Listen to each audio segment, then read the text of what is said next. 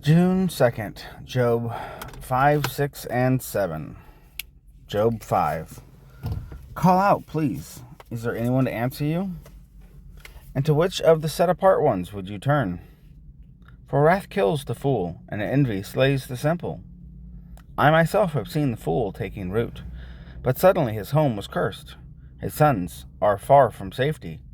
They are crushed in the gate, with no one to deliver. The hungry eat up his harvest, taking it even from the thorns, and the snare snaps up their wealth. For evil does not come from the dust, nor does trouble spring from the ground. For man is born for trouble, and the sparks fly upward. But as for me, I would seek El, and I would submit my case to Elohim, who is doing great and unsearchable deeds, innumerable wonders, who is giving rain on the earth's face, and is sending waters on the field's face, to set the lowly high, and those who mourn shall be lifted to safety, thwarting the schemes of the crafty, so that their hands do not work efficiently, catching the wise in their own craftiness, and the counsel of the schemers are swept away. By day they encounter darkness, and at noon they grope as in the night. But he saves the needy from the sword of their mouth, from the clutches of the strong. Thus the poor have expectancy, and unrighteousness shuts her mouth. Look, blessed is the man whom Eloha does approve. So do not despise the discipline of the Almighty.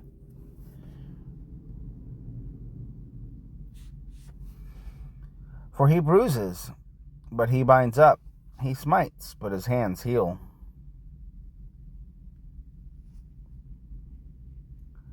In 6 distresses he delivers you, and in 7 no evil strikes you.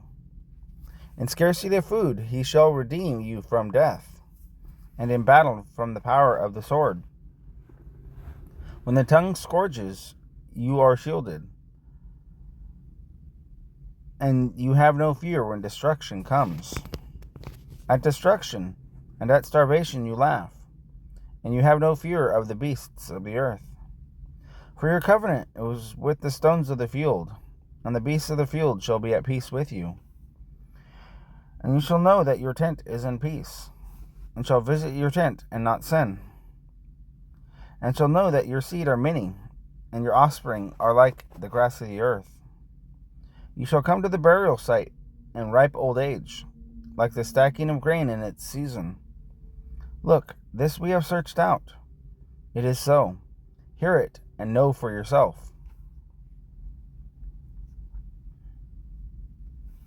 Job 6. And Job answered and said, Oh, that my grief were thoroughly weighed, and my calamity be placed on the scales, for it would outweigh the sand of the sea. Therefore my words have been rash. For the arrows of the Almighty are within me. My spirit drinks in their poison. The onslaughts of Eloha are arrayed against me. Does the wild donkey bray when it has grass? Or does the ox bellow over its fodder? Is tasteless food eaten without salt? Is there any flavor in the juice of mallows? I refuse to touch it. They are like food when I am sick. Oh, that I might have my desire, that Eloha would grant me what I long for, that it would please Eloha to crush me, to lose his hand and cut me off. Then I would still have comfort, and I would rejoice in pain, though not spared, for I have not hidden the words of the set-apart one. What strength do I have that I should wait? And what is my end that I should prolong my life? Is my strength the strength of stones? Is my flesh of bronze? Is my help not within me? And is ability driven from me? To him who is afflicted, loving commitment, even the one leaving the fear of the Almighty. My brothers are as undependable as a wadi river, as a bed on which streams once ran, which are dark because of the ice, in which the snow is hidden. When it is warm, they cease to flow. When it is hot, they vanish from their place. The paths of their way turn aside. They enter wastes. They enter wastes and perish. Passengers of Tema looked expectantly. Travelers of Sheba waited for them.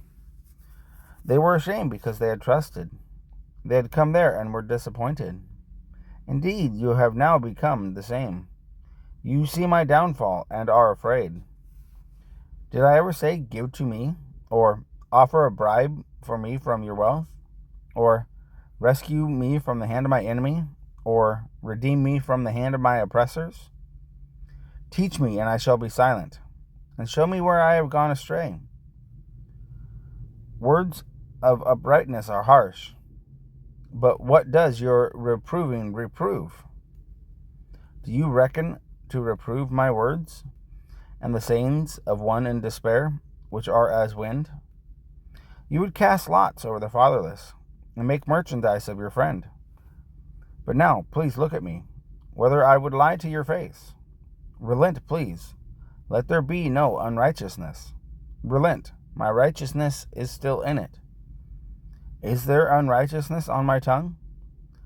Does my taste not discern what is perverse? Job 7. Does not man have to struggle on earth? For his days are like the days of a hired man, like a servant who sighs for the shade, and like a hireling longing for his wages.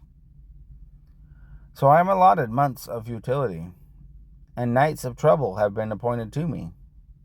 When I lie down, I say, when am I going to rise, and the night be ended? For I have had my fill of tossing until dawn. My body is covered with worms and dirt. My skin is cracked and it festers. My days are swifter than a weaver's shuttle, and are spent without expectancy. Remember that my life is a breath. My eye is never again to see good. The eye of him who sees me no longer. Your eyes are upon me, and I am no more. The cloud fades and vanishes away. So he who goes down to Sheol does not come up. He returns no more to his house, nor does his place know him any more. I also do not hold my mouth. I speak in the distress of my spirit. I complain in the bitterness of my being. I am the sea, or a sea. Am I the sea or a sea monster that you set a guard over me? When I say, my bed does comfort me, my couch does ease my complaint, then you frighten me with dreams and make me afraid with visions, so that my being chooses strangling, death rather than my bones. I have wasted away. I would not live forever. Leave me alone, for my days are a breath. What is man that you should make him great, that you should set your heart on him, that you should visit him every morning, trying him every moment? How long do you not look away from me, nor leave me alone till I swallow my saliva? Have I sinned? What have I done to you, O watcher of men? Why have you set me as your target, so that I am a burden to you? And why do you not pardon my transgression, and take away my crookedness? For now I lie down in the dust, and you shall seek me, but I am not.